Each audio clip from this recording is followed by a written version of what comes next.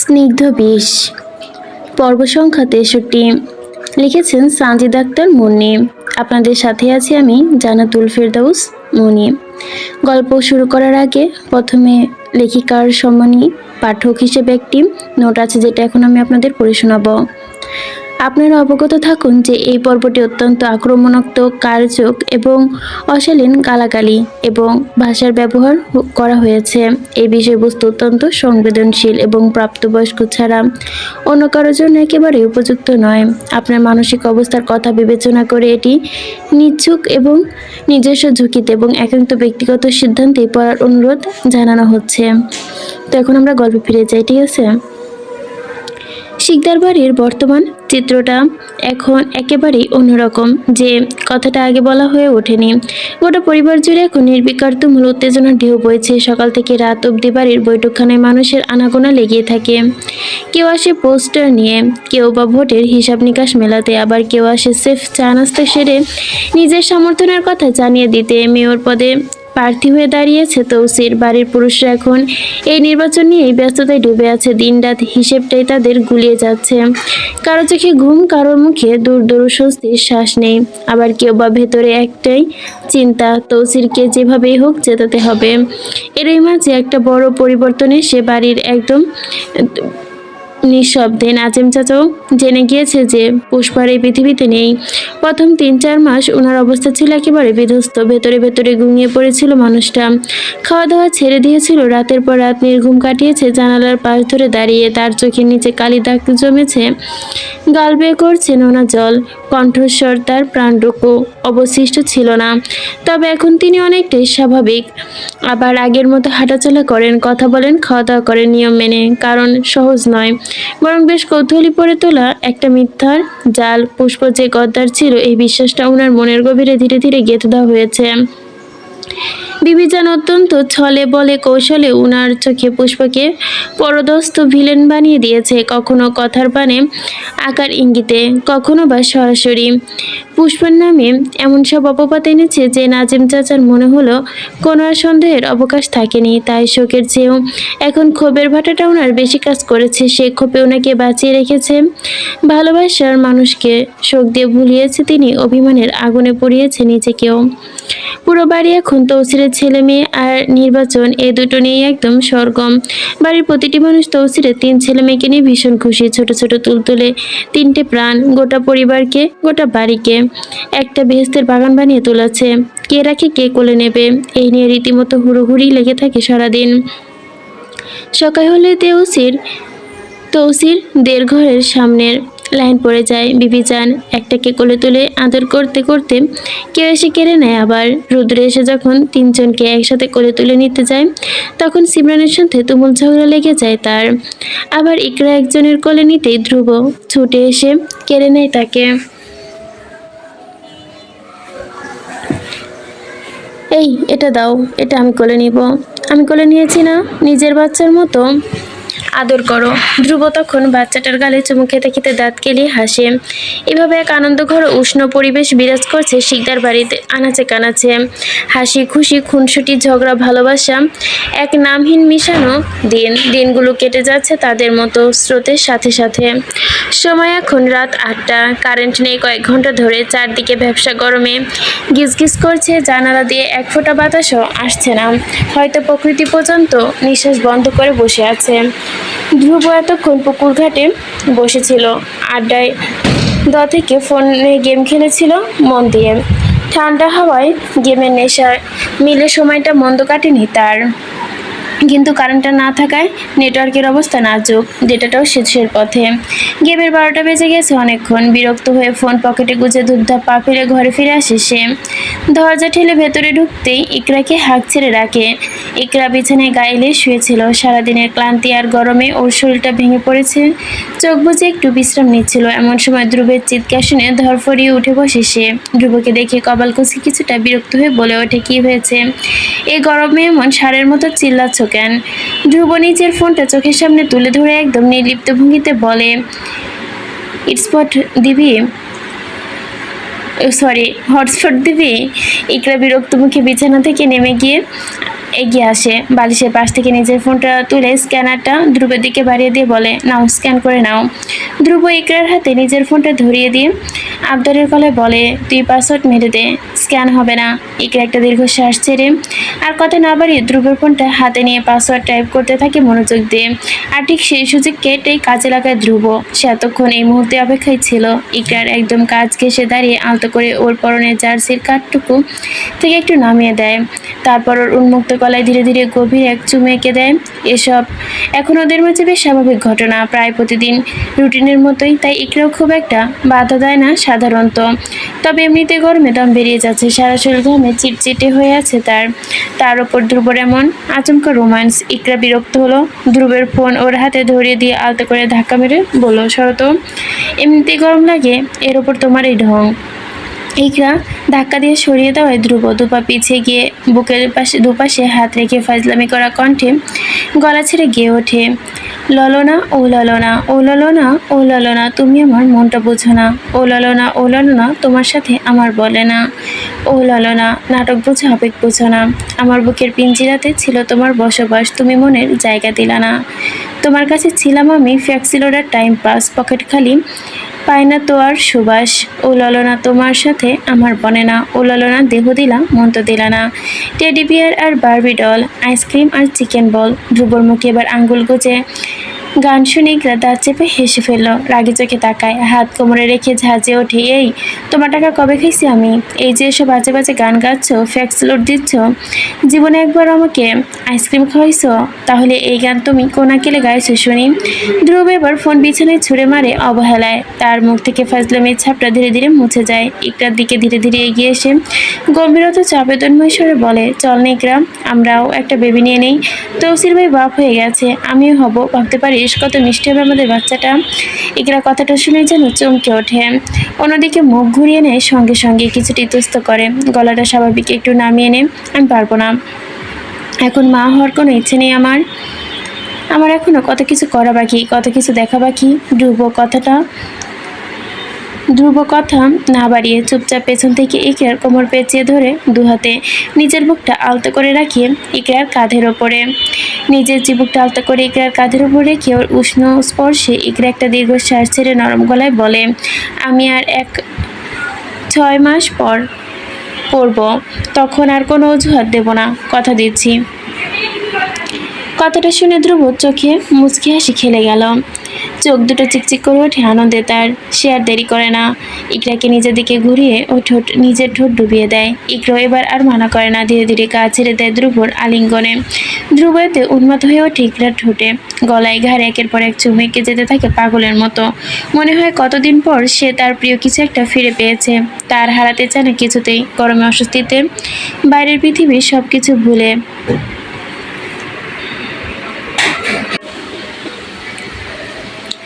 এক পর্যায়ে ধ্রুব নিজের সীমা ছাড়িয়ে যায়, আবেগের তোড়ে ইকরার পরনে জার্সিটা খুলে নিতে উদ্যত হয়, কিন্তু ঠিক তখন ইকরা উঠে শক্ত হাতে বাধা দেয়। ধ্রুবের বুকে আলতো করে ধাক্কা রেখে শান্ত করার চেষ্টা করে আস্তে গলায় বলে, আমার পিরিয়ড চলছে, এখন না। মুহূর্তেই ধ্রুবর সমস্ত রোমান্টিক মুড হাওয়ায় মিশে যায়। তার মনে হয় কেউ যেন ঠান্ডা পানিতে এক বালতি পানি ঢেলে দিয়েছে মাথায়। বিরক্তি হয়ে কপাল কুঁচকে সে বলে, তোমার এই বাল কবে যে শেষ হবে? গত পরশুই না করলি, আজ না। এটা তো প্রতিবার চলতেই থাকে। ইকরা মুচকি হেসে নিজের পরনের জার্সিটা ঠিক করতে করতে শান্ত গলায় বলে, আগামীকাল শেষ হবে, তখন যা ইচ্ছা করো, কোনো বাধা দেব না। এখন ছাড়ো তো, প্রচণ্ড গরম লাগছে, দম বন্ধ হয়ে আসছে একদম। রাত এখন ঠিক 3টে, পৃথিবী ঘুমিয়েছে আগে গভীর নিস্তবতায়। জানালার বাইরে দূরে কোথাও একটা কুকুর ডেকে উঠছে থেমে থেমে, বাতাসে শীতল এক ছোঁয়া। ঘরের পর্দাগুলো অল্প অল্প কাঁপছে, ঘরের ভেতরে জ্বলছে শুধু একটা মৃদু লাইট ল্যাম্প, হলুদায় আলো ছড়িয়ে দিয়েছে চারপাশে, ঘরের একটা অলৌকিক স্বপ্নের মতোই করে তুলেছে। কিন্তু এই স্বপ্নের ঠিক মাঝখানে তৌসিরের চোখে ঘুম নেই, সে মাটিতে বসে আছে, হাঁটু দু বুকের কাছে গুটিয়ে, পিঠ বাঁকিয়ে মাথা বিছানার নরম চাদরে ঠেকিয়ে বিছানার কিনারে কান চেপে রেখেছে সে। মনে হচ্ছে ঠিক তিনটে ছোট্ট প্রাণের নিঃশ্বাসের শব্দগুলো শোনার লোভে বেঁচে আছে। হাসপাতাল থেকে ফেরার পর আজ 7 দিন পেরিয়ে গেছে, সব মিলে 10 দিন। 10টা দিন, অথচ তৌসিরের কাছে মনে হচ্ছে 10টা যুগ। প্রতিটা মুহূর্তেই এক একটা বছরের মতোই কেটে যাচ্ছে তার কাছে। চোখের নিচে কালি জমেছে, গাল ভেঙে গেছে, দাড়ি বেড়ে এলোমেলো হয়েছে, শরীরে ক্লান্তির ভারে নুয়ে পড়েছে মানুষটা, অথচ তার ঘুম আসে না। ঘুম তো দূরের কথা, চোখ বুজতে বুকের ভেতরটা যেন মোচড় দিয়ে ওঠে। বিছানার অন্য পাশে নাজা ঘুমিয়ে আছে। ক্লান্তির শরীরে ঘুমে তলিয়ে সে। তার এলোমেলো চুলগুলো বালিশের ওপর ছড়িয়ে আছে, লালচে কালো রেশমের মতো। নিঃশ্বাসের সাথে সাথে তার বুক ওঠানামা করে ধীরে ধীরে। তার মুখটা শান্ত ক্লান্ত, কিন্তু কি এক অপূর্ব স্নিগ্ধতা ছড়িয়ে আছে তাতে। মাতৃত্বের তাতে নতুন করে গড়ে তুলেছে। ছেলে মেয়েগুলো একটু আগে চোখ বুজেছে, 3টে ছোট ফুলের কড়ি, তুবারনা অফ তৌসি। কিন্তু ওই 3টে ছোট প্রাণ নাচাকে একরত্তি শান্তি দেয় না, নাচিয়ে মারছে তাকে। একজনের খিদা মেটাতে না মেটাতে আরেকজন শুরু হয়ে যায়। একজনের চোখ বুঝতে না বুঝতে আরেকজন ঠোঁট নাড়াবে। কেউ চিৎকার করে, কেউ কাঁদে, কেউ মৃদু গোঙায়। বুকের দুধ ছাড়া আপাতত তাদের কিছু খাওয়ানোর উপায়ও নেই। এত ছোট, এত নরম শরীর, অন্য কিছু সহ্য করার ক্ষমতা নেই। সবচেয়ে আক্ষেপের বিষয় হলো তৌসি তার নিজের সন্তানদের কোলে নিতে পারে না। এই একটা বাক্য তার বুকের ভেতর এক একটা গভীর ক্ষতের মতোই বয়ে চলেছে যেন। প্রতিদিন সে ক্ষতটা নতুন করে রক্ত ঝরায় নাজা যখন ওয়াশরুমে যায় ঠিক তখনই লুকিয়ে চুপে একটু কোলে তুলে নেয় সে। চোরের মতো দরজার দিকে কান পেতে রাখে, কখন ওয়াশরুমের কল বন্ধ হবে, কখন পায়ের শব্দ এগিয়ে আসবে। সে কয়েক মিনিটই ছোট্ট সময়টুকু তার কাছে যেন বেহেশতের সমান। নিজের সন্তানকে কাছে এসে নিজেই চোরের মতো হওয়ার যন্ত্রণাটা যে তার কাছে খুব ভারী, সেটা একমাত্র সেই জানে। একজন বাবা যে কত রক্ত মাংস দিয়ে এই 3টা প্রাণকে গড়ে দিতে চেয়েছে, সে তার নিজের সন্তানকে আদর করতে গিয়েও যেন কাঁপে, ভয় পায়, লুকায়। বিবিচার বিষয়টা একদিন ধরে ফেলেছিলেন, ওনার চোখে কিছুতেই এড়ায় না তৌসির। এভাবে চোরের মতো নিজের সন্তানকে কোলে নিতে দেখে তিনি ফুঁসে উঠেছিলেন। তৌসির তখন তার পায়ে পড়েছিল, প্রায় 2 হাত জোর করে আটকেছিল। বিবিচান, আপনি কিছু করেন না, না যে এমনিতে আমাকে সহ্য করতে পারে না, এর মধ্যে এসব নিয়ে কাহিনী হইলে ও জিদের বসে যদি বাচ্চা বুকে দুধখানি বন্ধ করে দেয়, তখন আমার বাচ্চাগুলো আর কি হইব বিবিজান, কি হইব? বিবিজান চুপ হয়ে গিয়েছিল। 2 দিন আগের ঘটনাই ধরা যাক। তৌসি বারবার তৌসির দিকে তাকাচ্ছিল তার ছোট্ট নীলাভ মায়াভরা চোখ জোড়া দিয়ে। ঠিক তখনই বোঝাতে চাইছিল, বাবা আমাকে একটু কোলে নাও না। তৌসিরের বুকটা বাঁধতে পারেনি, মেয়েটাকে কোলে নিতে নিয়েছিল। মেয়েটা শরীরে দুধ গন্ধ, বুকটা ভরেও গিয়েছিল তখনই। মেয়ে নরম গালটা নিজের গালের সাথে চেপে ধরেছিল। ঠিক সেই মুহূর্তে নাজা ঘরে ঢুকেছিল, শাস্তি হিসেবে। নাজা 8 ঘন্টা পর্যন্ত মেয়েকে দুধ খেতে দেয়নি, পুরো 8 ঘন্টা। ক্ষুধার যন্ত্রণায় ছটফট করেছিল ছোট্ট প্রাণটা, গলা ফাটিয়ে কেঁদেও ছিল। নাজা পাথরের মতো মুখে বসেছিল। নাজা বসেছিল শুধু পাথরের মতো মুখ করে। তৌসির পাগলের মতো হয়ে গিয়েছিল। শেষমেশে নাজার পায়ে পড়েছে, হাঁটু গেড়ে বসে 2 হাত জোরে কথা বলে দিয়েছিল, নাজার কখনো না, কথা দিতেছি আর কখনো কোলে নিব না, তুই খালি আমার মাইয়াডারে দুধ দে, দে নাজা দে। নিজের সন্তানগুলো ড্যাব ড্যাব করে তার দিকে তাকিয়ে থাকে, অথচ সে তাকে কোলে নিতে পারে না, একটু আদর করতে পারে না, একটু চুমু পর্যন্ত দিতে পারে না। এই কষ্টে তৌসিরের কলিজা ফেটে যায়, ভেতরে অজানা কিছু একটা টুকরো টুকরো হয়ে যায় প্রতিদিন, দিনের পর দিন, রাতের পর রাত। সে ভেতরে থাকে, নিঃশব্দে শেষ হয়ে যাচ্ছে। বাইরে থেকে কেউ দেখতে ও বুঝতে পারবে না, কিন্তু ভেতরে সে এক জীবন্ত লাশ। এখন তৌসিরের দিকে মুখ করে শুয়ে আছে তৌসি। নাজা তৌসিরকে বিছানাতে ঠিকমতো থাকতে দেয় না, বিছানার এক কোণে সবার থেকে দূরে, ঠিক কোনো অস্পৃষ্টর মতোই। তৌসির কাঙ্গালের মতো রাতের পর রাত জেগে থাকে, শুধু এক পলক, এক ঝলক তৃপ্তি নিয়ে তার সন্তানকে দেখার জন্য, চোখ দিয়ে আদর করার জন্য, কিন্তু দূর থেকে ভালোবাসার জন্য। নাজার বাহুতে শুয়ে আছে তুবার, মায়ের ওম্পে নিশ্চিন্তে ঘুমাচ্ছে সে। তার পাশেই নওয়াব ছোট হাতে মায়ের ওনা আঁচল ধরে আছে, আর তৌসিরের দিকে শুয়ে আছে তৌসি। হঠাৎ তৌসির ঘুম ভেঙে যায়। তার ছোট চোখ দুটো পিটপিট করে খোলে। সে অন্ধকারে বাবাকে দেখতে পায়। তৌসিরের বুকটা ধক করে ওঠে। কাপা হাতে কোনো অমূল্য রত্ন ছোঁয়ার আগেই কাঁপুনি দিয়ে ওঠে তৌসিরের মেয়ের ছোট চঞ্চল মুঠোর দিকে নিচের তর্জনী আঙ্গুলটি। তার আঙ্গুলটা থামে মেয়ের হাতের ঠিক ওপরে। ছুবি কি ছুবে না এই দ্বিধায় কাঁপছে। মেয়েটার দু হাতে বাবার এক আঙ্গুল আঁকড়ে ধরে আছে। এত ছোট এত নরম দুটো হাত, অথচ এত শক্ত করে ধরেছে যা দেখে মনে হচ্ছে হয়তো বলতে চাইছে বাবা ছেড়ো না। তারপর ছোট তৌসির ছোটে এক টুকরো হাসি ফুটিয়ে তাকায় তৌসিরের দিকে। অন্ধকারেও সেই হাসিটা ঝলমল করে ওঠে। তৌসিরের চোখে পানি চলে আসে। ধীরে ধীরে তৌসির আঙ্গুলকে নিজের ছোট্ট গোলাপি মুখের দিকে টেনে নেয় তৌসি। মুখে ঢোক গেলার চেষ্টা করতেই তৌসির বুঝতে পারে তার মেয়ের ক্ষুধা পেয়েছে। আলতো করে মেয়ের কপালে চুমু খেয়ে ফিসফিস করে বলে আমার মা, দুটো শব্দ। কিন্তু সেই দুটো শব্দে কি এক যে সাগর পরিমাণ ভালোবাসা মিশে আছে তা শুধু তৌসিরই জানে। তৌসি এবার কেঁদে ওঠে। মেয়ের কান্নার আওয়াজে নাজার ঘুম ভেঙে যায়। নাজা উঠতে যেতেই দেখে তৌসির বিদ্যুৎ গতিতে নিজের আঙ্গুল সরিয়ে নেয় তৌসির থেকে। ঠিক কোনো ভয়ঙ্কর অপরাধ করে গিয়েছে, ধরা পড়েছে এমন। নিজেকে মেয়ের কাছ থেকে আলাদা করে ফেলে সে। দূরে সরে যায় কয়েক ইঞ্চি। তার বুকের ভেতর হৃৎপিণ্ডটা দ্রুত গতিতে ধুকপুক করছে। দুবারকে একপাশে আলতো করে সরিয়ে নাজা ধীরে ধীরে উঠে বসে। ঘুম জড়ানো চোখে এলোমেলো চুল, মুখে ক্লান্তির ছাপ স্পষ্ট। তার চোখে পড়ে তৌসিরের ওপর। তৌসির যে এভাবে নির্ঘুম বসে থাকে এটা আজ নতুন নিয়ম না। প্রতি রাতে এমন হয়। নাজা সব দেখে সব বোঝে কিন্তু কিছু বলে না। তবে আজ অবশ্য সে শান্ত গলায় বলে ওকে আমার দিকে দিন। কতটুকু শুনে তৌসিরের বুকটা আনন্দে ভরে ওঠে। অত্যন্ত একেবারে জন্য হলেও তো মেয়েটাকে বুকের কাছে জড়াতে পারবে। মেয়েটাকে নাজার দিকে দেবার অজুহাতেও এক মুহূর্তের জন্য বুকে চেপে ধরতে পারবে। ধীরে ধীরে তৌসিকে তুলে নিজের বুকে মিশিয়ে নেয় তৌসির। মেয়ের মাথাটা বুকের কাছে নিয়ে আশ্রয় দেয় সে। উষ্ণতায় সে গন্ধে তৌসিরের শরীরে বিদ্যুৎ বয়ে যায় যেন। তারপর উঠে দাঁড়িয়ে ধীর পায়ে নাজার সামনে গিয়ে দাঁড়ায় সে। নাজা হাত বাড়ায়। তৌসির অনিচ্ছায় মেয়েকে নাজার কোলে তুলে দেয়। বুকের চেন খুলে নাজা মেয়ের মুখে খাবার তুলে দেয়। তৌসি লোভতর ভঙ্গিতে মায়ের বুকের সাথে মিশে যায়। তৌসি তার খাওয়া চুকচুক শব্দ হয় আর সারা ঘর ওই শব্দেই একমাত্র শব্দ। তৌসির দাঁড়িয়ে এক দৃষ্টে তাকিয়ে থাকে তাদের দিকে। এতে নাজা ভুরু কুঁচকে বলে লজ্জা করে না? মেয়েকে খাওয়াচ্ছি, এভাবে তাকিয়ে আছেন যে? তৌসির মাথার পেছনে হাত বুলিয়ে দিক ওদিক তাকে নির্লিপ্ত ভঙ্গিতে বলে লজ্জা করব কেন? ওদের আগে তো আমি টেস্ট করছি। আমি না করলে কি আর ওরা এই দুনিয়ার আলো দেখতো?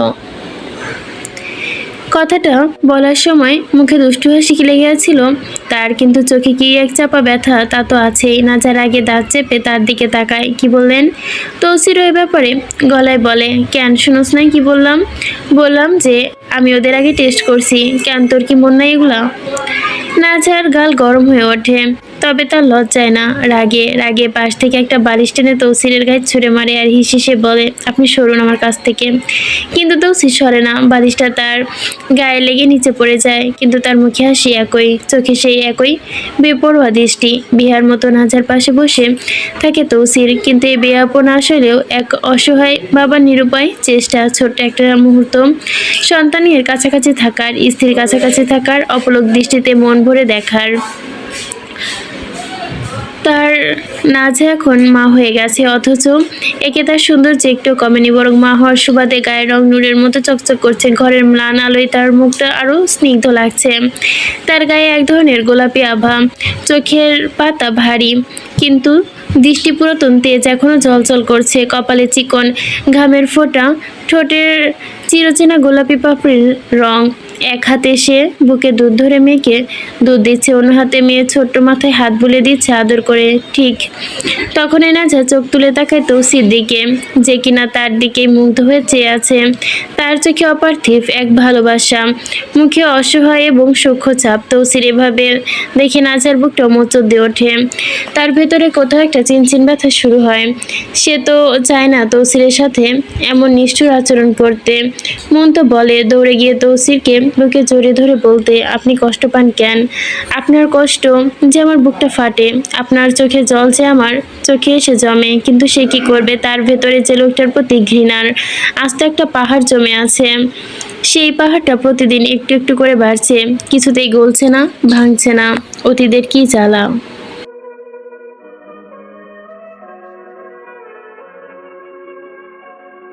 অতীতের প্রতিটা জ্বালা, প্রতিটি আঘাত, সব সহ্য করে সব মিলিয়ে পাহাড় তৈরি করেছে।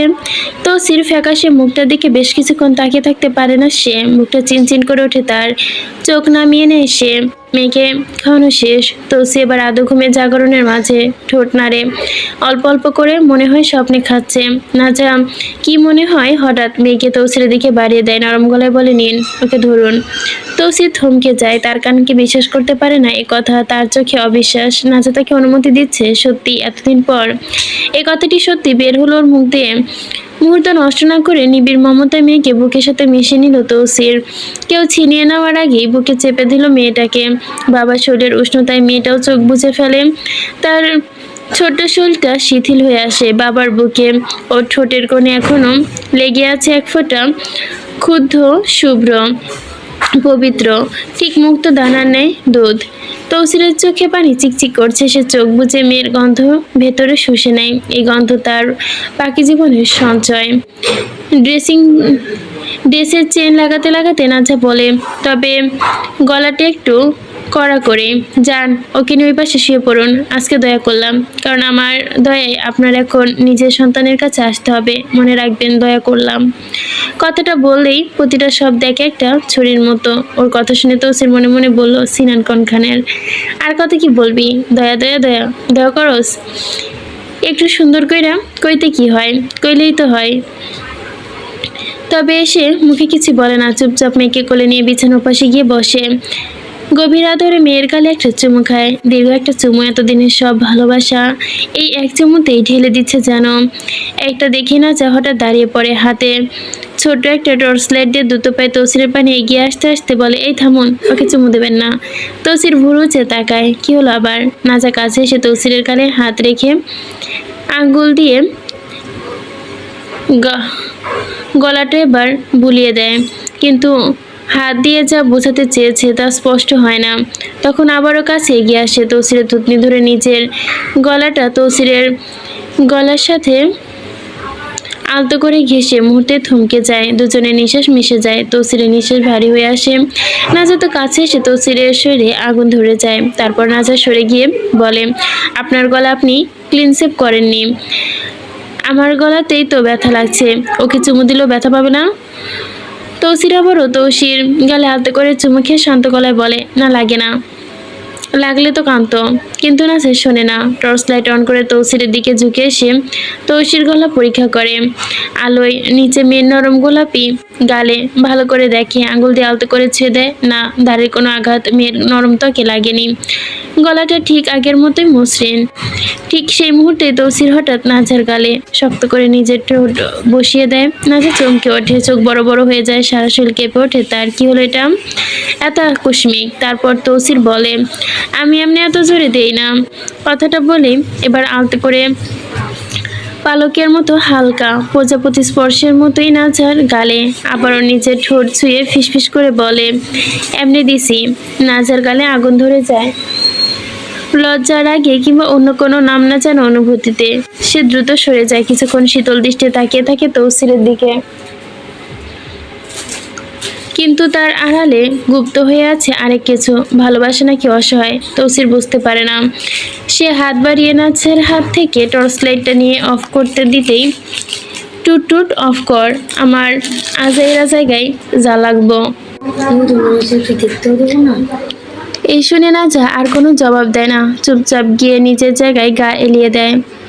ঘুরে শয় তৌসিরের দিক থেকে মুখ ফিরিয়ে, কিন্তু চোখ বুঝে না, তার বুকে দুঃখকুনিও কমে না। তৌসির তার ছোট প্রাণ তৌসিকে বুকে জড়িয়ে ধীরে ধীরে বালিশে মাথা রাখে। মেয়ে নিঃশ্বাসের তালে তার বুক ওঠানামা করে। আজ এতদিন পর সে একটু স্বস্তির স্বাদ পেয়েছে।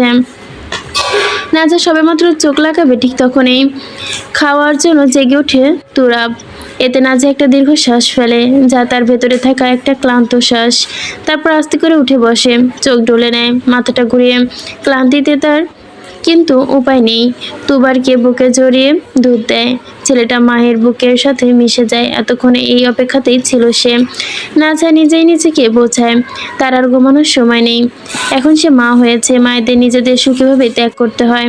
তার নিজের ঘুম, নিজের আরাম, নিজের সময়, সবকিছুই এখন তার এই তিনটে ছোট প্রাণের জন্য। মায়ের বুক মানে সন্তানের কান্না, মায়ের আরাম মানে সন্তানের স্বস্তি। সারা রাত ধরে একের পর এক পর্যায়ক্রমে খায়। নাজের কলিজা ছিঁড়ে যাচ্ছে ক্লান্তিতে, হাত পা অসর হয়ে আসে। তার মাথা ভারী লাগছে, তবুও সে হাসি মুখে সন্তানদের মুখের দিকে তাকিয়ে। কারণ এই মুখগুলোই তো তার নিজের রক্ত, তার নিজের শরীরের অংশ। ধীর পায়ে ঘাট থেকে নেমে আসে। হাঁটতে গিয়েও টলমল খায় সে। খাটের এক পাশে রাখা একটা কেকে কামড় দেয়। বিষাদ লাগে, কিন্তু খেতে হবে। গ্লাস থেকে কিছুটা পানি খায় শান্তি পাওয়ার জন্য। গলা শুকিয়ে যায় তার, তবে প্রাণীতে অমৃতের মতোই লাগে। তুবার মায়ের কোলে নড়ে চড়ে কেঁদে ওঠে। নাজা তাকে নিয়ে একটু সরে আসে যাতে তৌসিরের ঘুমটা না ভাঙে। তৌসির ঘুমিয়েছে, ক্লান্তিতে কাত হয়ে শুয়ে আছে তৌসি বুকের ওপর। বাবা মেয়ে একই ছন্দে নিঃশ্বাস ফেলছে। বেচারা তৌসি সারা রাত জেগেছিল, সকালেও ঠিকমতো ঘুমাতে পারে না। নাচা একদৃষ্টে দেখে তৌসিরের ক্লান্ত মুখটা, গাল ভেঙে গেছে, চোখের নিচে কালো দাগ, দাড়ি বড় হয়েছে অযত্নে। মনে মনে বলে ওর অন্তত এবার ঘুমাক। এই বলে ঘরের অন্যদিকে গিয়ে ধীরে ধীরে জিকির পড়ে তুবারকে শান্ত করে। নাচা মৃদু সুরে জিকির পড়তে ছেলেটা মায়ের কণ্ঠে শান্ত হয়ে যায়। চোখ বুজে আসে তুবার বিছানায় শোয়াতেই। এবার উঠে পড়ে নওয়াব। নাচা শূন্য চোখে তাকিয়ে কি থাকে কিছুক্ষণ, তারপর তাকে জাগাতে দেখে নাচা ক্লান্ত হয়ে বসে ছেলের মুখের দিকে তাকিয়ে হেসে ফেলে। ভীষণ ক্লান্তি লাগে তার, শরীরটা আর চলছে না তার। চোখের পাতা ভারী হয়ে আছে, কিন্তু বাচ্চাদের নিষ্পাপ মুখের দিকে তাকাতে তার সব কষ্ট ধূলিসাৎ হয়ে যায়। যত ক্লান্তি হোক, সন্তানের মুখে দেখলেই নতুন করে শান্তি লাগে। তুবার তৌসিরের পাশে আলতো করে শুয়ে গিয়ে নওয়াবকে কোলে তুলে বসে নাজা। ছোট নওয়াব এক টান দুধ খায়, তো আরেকটান মায়ের দিকে তাকায়। তার চাহনি দেখেই জিজ্ঞাসা করে, মা তুমি ঠিক আছো? বড় বড় চোখে মায়ের মুখটা দেখে, তা দেখেই কালচে সবুজ চোখে অপার মুগ্ধতা। নাজাত ছেলের কপালে আঙ্গুল বুলিয়ে দিতে দিতে মনে মনে বলে, তোরা কবে বড় হবি বাবা? কবে তোদের জবান ফুটবে? কবে মা বলে ডাকবি? তোদের মুখ থেকে মা ডাক শোনার ভাগ্য কি এই আমার হবে? তোদের এই হতভাগী মার। নাজাত চোখ বেয়ে নিঃশব্দে গড়িয়ে পড়ে বিন্দু বিন্দু পানি। তা গড়িয়ে পড়ে নবের কপালে। শিশুটা কেঁপে ওঠে অল্পতেই। নাচা দ্রুত ওনার আঁচল দিয়ে মুছে দেয় তা। তার ভেতরের মোচড়াতে শুরু করে। তার মনে হতে থাকে হয়তো তার জীবনে কখনো সুখের দিন আসবে না। হয়তো এই সংসার, এই মা ডাক কিছুই তার ভাগ্যে নেই। হয়তো সেই চিরন্তর কষ্টের নাম। সে যে কি নিরুদিন কষ্টের মধ্যে আছে তা একমাত্র সে জানে। দুটো কাব্য তার বুকের ভেতরে প্রতিদিন আগুনের মতো জ্বলে থাকে। ভালোবাসে তাকে, ঘৃণা করতে হচ্ছে তাকে প্রতিনিয়ত। যাকে ঘৃণা করে তার মুখটা প্রতিদিন দেখতে ইচ্ছে হয় তার। এই দুটো বাক্য তাকে পুরো জীবন একটা গল্প দিয়েছে। এই দুটো বাক্য তার সব যন্ত্রণা কাকে বলবে, কে বুঝবে? এই পৃথিবীতে এমন কেউ নেই যে তার বুকের ভেতরে ঝড়টা দেখতে পায়। নব মায়ের কোলে ঘুমিয়ে পড়ে। তার ছোট মুখটা শান্ত হয়ে গেছে, তার ঠোঁটে এক ফোঁটা দুধ লেগে আছে। নাজা তাকে অনেকক্ষণ ধরে দেখে। এই দৃশ্য তার জন্য দুঃখের ওষুধ। তারপর তাকে বিছানায় আস্তে করে শুয়ে দেয়, পাশে কোলবালিশ দিয়ে দেয় যেন গড়িয়ে না পড়ে। এবার নাজা ধীরে ধীরে উঠে দাঁড়ায়। শরীরটা ধরে রাখতে কষ্ট হয়, তবুও ধীর পায়ে ওয়াশরুমে গিয়ে এগিয়ে গোসল করে নেয়। কারণ দুধের গন্ধে সে নিজের কাছে থাকতে পারছে না। সারা শরীরে ছড়িয়ে পড়েছে সেই গাঢ় গন্ধ। কাপড়ের দাগ লেগেছে, চুলে লেগেছে, বুকে লেগেছে, হাতে। সর্বত্র দুধ দুধ। তাই তার দুধ মাশাআল্লাহ অনেক বেশি হয়েছে। নিজে পরিচ্ছন্ন লাগছে এখন। আর এই অবস্থায় ঘুমালে এখন স্বস্তি বাড়বে তার, তাই অস্বস্তি বাড়বে। তাই গোসল করে নিল। ঠান্ডা পানিতে গোসল করে শরীরটা শিউরে ওঠে, কিন্তু সেই শীতলতাই তাকে বেশিক্ষণ বাঁচায়। জল গড়িয়ে পড়ে চোখ থেকে, কে জানে এটা জল নাকি অশ্রু। গোসল শেষে শুকনো কাপড় পরে বেরিয়ে এসে চুল মুছে নেয় তোয়ালে। নবের পাশে কাত হয়ে শয়। দুটো ছেলে এক এক পাশে, তৌসি অন্য পাশে তৌসিরের বুকে। নাজা জানে তার ঘুম হবে না। একটু চোখ লাগতে হয়তো কেউ নাকি আবার জেগে যাবে। মায়ের ঘুম তেমনিতেও অর্ধেক ঘুম অর্ধেক জাগরণ। এক কান সবসময় খোলাই থাকে। সবার পরনে ডাইপার পরানোই আছে, তাই এদিক থেকে কিছুটা নিস্তার। বিদেশি ডাইপার নরম, শোষণ ক্ষমতা বেশি, বাচ্চাদের ত্বকে কোনো ক্ষতি দেয় না। তালুকদার বাড়ি থেকে বাচ্চাদের প্রয়োজনীয় সব জিনিসপাতি বিদেশ থেকে পাঠানো হয়েছে। প্রতিটা জিনিস বাছাই করা, সেরা ব্র্যান্ড, সেরা মান। নাজার 8 মাস বয়স থেকেই, হ্যাঁ, তার গর্ভ যখন সন্তান এসেছিল তার 8 মাস বয়স থেকেই তার ফুপু অস্ট্রেলিয়া থেকে, চাচা ইংল্যান্ড থেকে, আমেরিকা থেকে লাগেজ ভরে জিনিসপত্র পাঠাতে শুরু করেছিল। বাচ্চাদের কাপড়, দুধের বোতল, ক্রিম, পাউডার, ডাইপার, কম্বল, ছোট ছোট জুতা, টুপি, মোজা, কি নেই। হাসপাতাল থেকে বাড়ি ফেরার পরেই নাজা তার আর বাচ্চা কাচ্চাদের জন্য সব এসেছে। তখন 8 লাগেজ জিনিস নিয়ে এসেছিল তারা। 8 লাগেজ, ঘর ভর্তি হয়ে গিয়েছিল, ঠিক বিদেশি একটা শোরুমের মতো। তৌসির প্রথম দিন এসব কিছু রাখতে চায়নি, যাদের জন্য আজ এত কিছু। সে তালুকদারদের কোনো জিনিসই তার বাচ্চাদের গায়ে পড়তে দিবে না। ওই টুটুটের পোলার কিছু আমার বাচ্চাদের গায়ে লাগাবো না আমি, সে ডিরেক্ট বলেছিল। তখন নাছা কঠোর গলায় বলেছিল, এত যদি বাচ্চা বাচ্চা করেন তাহলে আমি চলে যাচ্ছি, ওদের আপনি নিজে সামলান, আমার পরিবার কিছু পারবে না। তাহলে তো এই বাড়িতে আমার থাকাও না থাকা সমান। আপনি হাঙ্গা করেন অন্য কোনো মেয়েকে, নতুন মা নিয়ে আসুন ওদের জন্য। নাজার এই কথা শুনে তৌসিরের মুখটা পাংশুটে হয়ে গিয়েছিল সেদিন। নতুন মা শব্দটা তার বুকে ছুরি বসিয়ে দিয়েছিল। অন্য কোনো নারী তার বাচ্চাদের মা, একথা ভাবতে তার গায়ে ঘিন ঘিন করে। এই কঠিন কথার পর তৌসির আর কোনো কথা বলেনি, চুপ হয়ে গিয়েছিল, মাথা নুয়ে রেখেছিল। তবে সে নিজের কাছ থেকে ছেলে মেয়েদের জন্য 10,000 টাকা কাপড় কিনে এনেছে।